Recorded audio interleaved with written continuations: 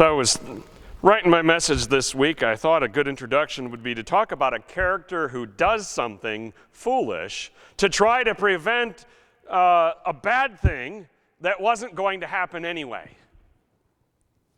Instead, a different bad thing, thanks to the choice of trying to prevent the bad thing, happens instead. And I say to myself, what character do I know that might fit this mold, right? Is there anything that I can think of? And so I thought of this obscure character that you probably haven't heard of from this sci-fi thing. And of course, that's Anakin Skywalker. As a young man, he has a dream that the woman he loves, Padme, who he's secretly married to and who is pregnant, that she is going to die in childbirth.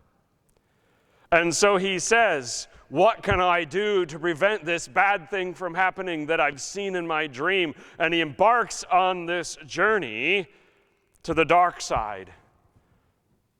Unfortunately, it doesn't work. She does die. He is horribly maimed, forever scarred. Most of his comrades, the Jedi, are slaughtered. The Republic, the entire government of the galaxy, falls, and he famously becomes a Sith Lord named Darth Vader. I guess we could say he chose poorly, to steal a line from a different movie trilogy. Well, should be a trilogy. They made more, but they shouldn't have. Let's look at Genesis chapter 16, verse 1. It says, Now Sarai, Abram's wife, had borne him no children. This, of course, we already knew, right? The narrative of Genesis has highlighted this issue already several times.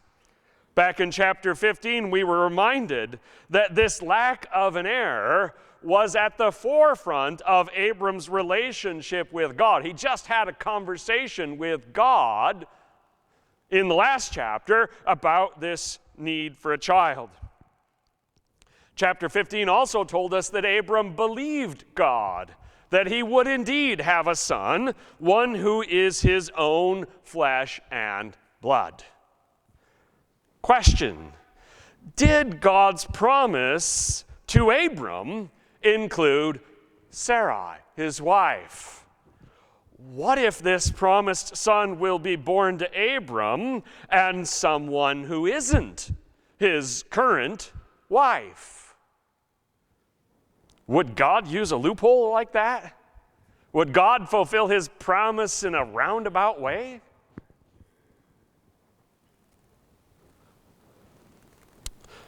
Oops. So she said to Abram, sorry, I missed on the slide I'm missing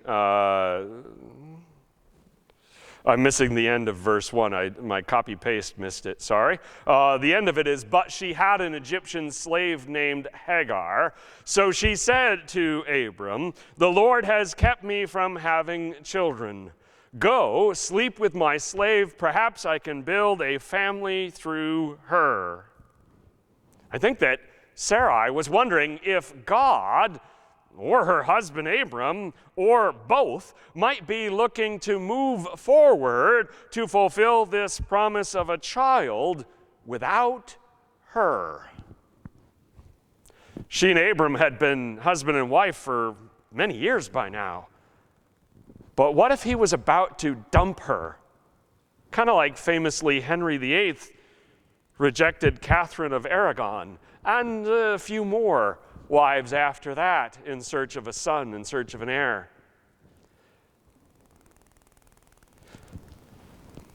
It's impossible for us to fully understand Sarai's motives and thought processes here. She may not have fully understood them herself, but we do know that sometimes people act rashly when they are waiting in fear for bad news to come. When you're certain that something bad is going to happen, you see it as plain as day, people make bad decisions. At least she might be thinking, this plan is my plan.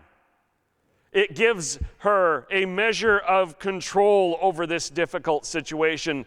At least she hopes it does. Better, she thinks, to meet this on her own terms than wait for the hammer to fall. But at what cost? The illusion of control is not worth it. Certainly not at the cost of our dignity or our honor or our character. Sarai's plan was seemingly a culturally acceptable one. Helps explain why she thought up this crazy scheme. But it doesn't make it any less foolish, immoral, or, and this is the big one, unnecessary. This is a choice made apart from faith, not one made through faith. Here's the thing. God doesn't need this kind of help to bring about his will. God can and will use God-honoring methods to produce God-glorifying results. Period. End of story. This is like a bedrock principle. This is how we understand and what we know of God. God uses God-honoring methods to produce God-glorifying results. That's the only way God operates. And yet, so many Christians, bringing this at us too, not just Sarai, she's been dead a long time. So many of us, like her, feel the need to help God out by leaving faith behind to embrace morally unacceptable means and methods. This frighteningly happens when Christians involve themselves in politics all the time. Yeah, I know what week it is, and I know it's next week. Right time as any. Moral compromises become so common that those making them cease to resemble the people of faith who waded into the political arena as self-proclaimed champions of the causes they decided were God's causes. I wish I could say it was confined to that realm, and that was the only place we needed to worry about this. But it is not. Churches and church leaders often do the exact same kinds of morally unacceptable things in the name of Jesus, or for the sake of the Word of God, or the gospel, or whatever they claim they're actually serving. They do things like stealing other sheep to try to make their own ministry grow. Or they bully their staff or the volunteers because they know what is right, and people just got to bend to their will and do it because then God will be glorified. They treat people horribly. Or maybe they say to themselves, we just need to get butts in the seats. We need to get people to church. So let's build ourselves a gospel built on political power or consumerism and the greed that feeds it, or any other way of twisting and bending the gospel so that people will like it more. Now we know that these paths are always a false choice because we are called to live by faith. We are called to live righteously and let God take care of the results. They're never in our hands to begin with. Sarai's scheming won't work. Neither will our own if we try to help God like this. And the narrative moves forward. Abram agreed to what Sarai said. There are purposeful parallels here to the temptation in Eden with Adam and Eve. Sarai knows what God has said, but must doubt what it means since she's pursuing this path. Similar to the conversation between Eve and the serpent. Now she's asked Abram to join her in this plan, as Eve asked Adam. And without objection, Abram, like Adam, agrees to participate. In neither narrative do we get what Adam thinks or what Abram thinks. They just do. Why did he agree Did he have doubt? Doesn't seem like it fits after chapter 15. Was he trying to help God's promise come to pass too? A lack of belief in God's willingness to work through his wife? Did he start to believe that there had to be a different way? Perhaps most disturbingly, is there a bit of an old man's lust at the idea of having a much, much younger second wife? Any of those things, all of those things, we don't know. Genesis is mum on why Abram went along with this harebrained scheme, but go along he did.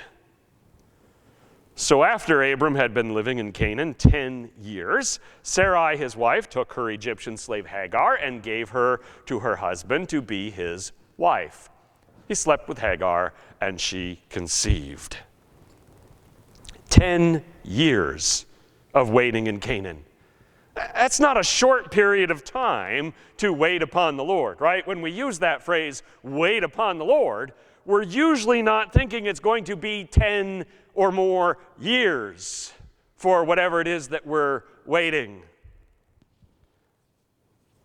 But faith isn't supposed to run on a time schedule, right?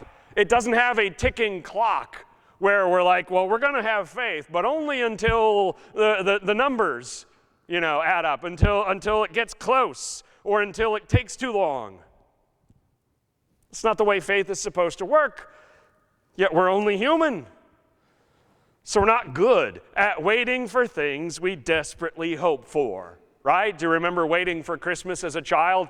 It was like, it never is going to get here. And then you're an adult and you're like, oh my gosh, Christmas is practically here. We're not ready. Time didn't move differently. It was you. So we're not good at waiting for the things that mean so much to us. But this path forward that they have chosen was a mistake. Whether they waited 10 days to implement it or, in this case, 10 years, it was still a mistake. We don't know how Hagar became a slave. The two most common ways in the ancient world were poverty and war. Nor do we know how she became a part of Abram's household, or why Abram and Sarai chose to obtain slaves in the first place. We do know that slavery in the ancient Near East varied a great deal in its severity and its duration, as is evident throughout the Hebrew Scriptures. God chose to work with the cultural mindset of the people that he called, molding and shaping them over time, rather than placing them in an idealized utopian society. In other words, when God called Abram, he didn't change him completely into the kind of ideal person. The reason why seems simple enough to grasp. Neither Abram nor any of his descendants were capable of being being part of a functioning or leading an ideal society. If God had made an ideal society, it wouldn't have lasted very long as soon as he put people in it. Because they were a bunch of flawed people just like us. Now, that's not a defense of Abram and Sarai. Far from it. They could have and should have done better than this. In their shoes, humility reminds us that we probably wouldn't have done any better either. So what about Hagar? However she became a slave, that's what she was. Remember that until the modern era, all marriages were arranged marriages.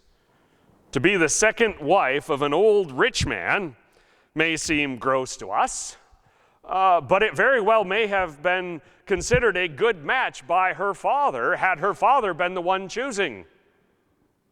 Had he been the one to arrange it, after all, Abram doesn't have an heir. Hagar becoming his second wife, her son stands to inherit. That's kind of how they looked at it back then. They weren't worried about an old guy and a young girl and whether she would be happy, whether they would be in love. They would have said, oh, it makes good economic sense. what they did. It's what they do here. When she knew she was pregnant, she began to despise her mistress. For comparison, the relationship between Ruth and Naomi, the mother of Ruth's deceased husband, is a story of bountiful, beautiful family bonds that allowed Ruth to embrace wholeheartedly the idea that her son with Boaz, his name was Obed, would be considered for inheritance purposes to actually be Naomi's son. That's how this arrangement could have worked under ideal circumstances. But Sarai and Hagar are not Naomi and Ruth, not by a long shot. Instead of devotion and love between them, the unnatural nature of this attempt to assist God's promise of an heir spawns instead a bitter rivalry. Hagar had a couple of reasons to despise Sarai. She might have felt like she was used, like a womb for hire. She may have scorned Sarai since it was easy for her to become pregnant. Or she may have resented Abram's love for Sarai, despite the fact that she was the one capable of, it seems, providing him his precious heir. Whatever it was, one of these or something else, we can sympathize with Hagar's emotions here. She has reasons to not like Sarai. Then Sarai said to Abram, "You are responsible for the wrong I am suffering. I put my slave in your arms, and now that she knows she is pregnant, she despises me. May the Lord judge between you and me." Now, men, you know that the proper response here is not, "It was your idea," right? You might as well punch yourself in the face. That is not a smart answer. So he's not the smartest cookie in this narrative, but he's not going to say that. Well, we can also sympathize with Sarai. Yes, she created this mess, but she did so out of pain and desperation. Imagine how she felt when she learned Hagar was pregnant so quickly after she had hoped and prayed for that for herself, seemingly in vain, for a lifetime. Hagar's pregnancy meant that Sarah's plan was a success. It had achieved what she wanted. But the cost proved to be a bitter pill for her to swallow. Abram was a fool for agreeing to participate in this plan, and now he's reaping the reward of his failure. His wife, Sarai, blames him for doing what she told him to do. That might not seem fair, but don't be upset when something dumb blows up in your face, even if it's somebody else's idea in the first place. You still did something dumb. Sarai invokes the name of the Lord as the judge between her and her husband. That's no small matter. Abram cannot ignore his wife's anger. At the same time, Hagar is carrying his future child. What's a man to do when he's jumped willingly into a hole that someone else dug for him? "Your slave is in your hands," Abram said. "Do with her whatever you think best." Then Sarai mistreated Hagar, so she fled from her. You notice those words of Abram? How does he describe his second wife who is carrying his child? "Your slave is in your hands." Kind of reminds me of when that kid does something really bad, right? And you say to your spouse, "Your kid," as if they're not our kid, but somehow it becomes your kid, right? That son of yours. Has anyone done that? You don't have to raise your hand. I know you have, right? This is a thing. This is what we do. So what does Abram do? He yells, "Retreat, run away," right? He is getting away from this ticking bomb as fast as he can. Is that cowardly? Yeah, a bit. Choosing between his two wives, there's a problem already, seems like a lose-lose scenario, and it was. So Abram decided to quit while he was behind. He's not going to throw good money after bad. He is out. Should he have done something to comfort Sarai in her distress? Yes. Should he have done something to protect Hagar and his unborn child from Sarai's anger? Yes, indeed. So far, this whole episode doesn't look good for Abram. He may have demonstrated bravery when he rescued Lot, but that fortitude seems to have been missing each step of the way here. So Sarai gave way to her anger. It was her plan to begin with, and that bitter truth probably helped fuel her cruelty. People do that, right? Even though it's your own plan, even though it's your own choices, that makes it worse because you willingly made this mess. So how did she mistreat Hagar? We don't know. What emotional, physical abuse, we don't know what it was. Thankfully, she didn't harm the child. For that small mercy, this story doesn't go as dark as it could have gone. But it was enough that Hagar made a tough decision. She decided that life as a runaway pregnant slave was better than staying here. It must have been rough. The angel of the Lord found Hagar near a spring in the desert. It was the spring that's beside the road to Shur. And he said, "Hagar, slave of Sarai, where have you come from and where are you going?" "I'm running away from my mistress Sarai," she answered. At this point in the story, Abram and Sarai have been foolish. And Hagar has responded to a very difficult situation by running away. The good news is that God is going to intervene here to stop this from becoming a total disaster. God appears to Hagar through the angel of the Lord. This is the first instance, and there's about 60 more of them to come in the Hebrew Scriptures, of an appearance of the angel of the Lord.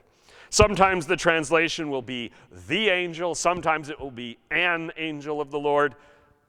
We know that angels are messengers or servants. In this case, it's one that speaks for God in the first person. We can't be certain which, but this angel is either God's personal representative and therefore can speak with God's authority, or it's a manifestation of God himself, taking this form so as not to overwhelm Hagar, because everybody who sees God's glory is, completely undone. Moses and the Israelites wouldn't have thought this, of course, but many Christians think that the angel of the Lord is Jesus himself prior to the incarnation. It's a mystery we can't solve. The identity of the angel of the Lord we'll have to set aside. The question asked of Hagar is a good one. Where have you come from and where are you going? First half is easy enough. I don't think Hagar has much of a plan for where she's going next. Honestly, she doesn't have much in the way of options. Where can she go? What can she do? Then the angel of the Lord told her, "Go back to your mistress and submit to her." The angel added, "I will increase your descendants so much that they will be too numerous to count." And it's a good thing that the promise came with that command, right? Because if all the angel of the Lord had said to her is, "Go back," how hard is that? To go back without reassurance would not have been easy. We don't know what Hagar knows about Abram's God, nor what she thinks about this angel who appeared to her.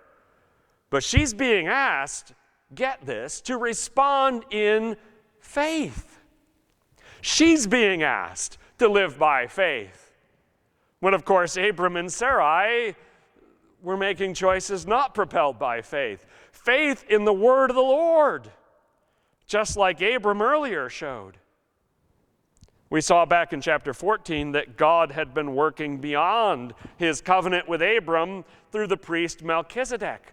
Now Genesis expands our horizons once more by showing that God is willing to extend a promise to an Egyptian slave. That's a big deal. Notice the similarity to Abram's promise. Her descendants would be too numerous to count. God is telling Hagar that he's going to include her child as part of the answer to the promise that he made to Abram, that he would be the father of descendants more numerous than the stars in the sky. He's telling her, you're not an outcast. You belong. You're going to be part of the promise. And then the angel of the Lord also said to her, you're now pregnant and you will give birth to a son. You shall name him Ishmael, for the Lord has heard of your misery. He will be a wild donkey of a man. His hand will be against everyone and everyone's hand against him. And he will live in hostility toward all his brothers. Hagar will have a son, Abram's son, but he will not be the child of promise that God will make into a holy nation. Ishmael will forge a path of his own, one that will sadly often bring him in opposition to his future half-brother Isaac and his descendants in conflict with Isaac's descendants. In the end, Sarai's foolish plan will be consequential, just not in the way that she expected. This child won't be Sarai's adopted son, nor will he be Abram's heir despite being the firstborn. God will, however, not hold the decisions of others against this boy. He will be blessed by God and the father of a nation. She gave this name to the Lord who spoke to her. You are the God who sees me. For she said, I have now seen the one who sees me. That's why the well was called Ber Lahai Roi. It is still there between Kadesh and Bered. Ishmael means God hears. Hagar chooses to embrace God's path for her by going back to Abram and Sarai. When all of this started, she was a foreign slave girl. Now she will name her son God hears, as testimony to everyone that even when people mistreated her, God was willing to hear her and give her a blessing. By the way, that well doesn't have an ordinary name. Calling it the well of the one who sees me, that's a cool name. Noteworthy enough that in Moses' day, he was able to say, hey, it's still there. You can go visit the well. Maybe add one of those plaques, right? One of those roadside plaques. This is the well where, I don't know, probably not. Much like the woman at the well, however, God saw and heard Hagar when everyone else would have ignored her. Nobody else would have listened to her. And like Jesus meeting with the Samaritan woman, the many times divorced Samaritan woman that nobody else cared about. God, as you already know full well, abounds in love and mercy. And God delights in rescuing the downtrodden who've been forgotten by others. He adds Hagar to that list and her son Ishmael. So Hagar bore Abram a son, and Abram gave him the name Ishmael to the son she'd born. Abram was 86 years old when Hagar bore him Ishmael. Abram believed Hagar when she returned and told him what had happened, because he uses the name Ishmael, and that confirms it. Hagar's return means that this boy will have Abram as a father. The road ahead for Hagar and Ishmael will be rocky. We'll get to that in chapter 21. We'll come back to that. After Isaac is born, we'll see that happen. But for now, God has intervened to prevent a worse outcome from happening. In doing so, he gave hope to Hagar and Ishmael. Is the next chapter then the birth of Isaac, right? Chapter 17, the birth of Isaac? No. Abram and Sarai still need to wait until that day comes. hopefully, they have learned the lesson that God will keep his promises. We don't need to try to help them along with our own foolish alternatives. Trust and obey. Trust and be patient. Trust, and the Lord will keep his word. Two thoughts for us from this text. Number one, to attempt to fulfill God's plans and purposes through methods that are not God-honoring is to court disaster. Please don't. It doesn't work.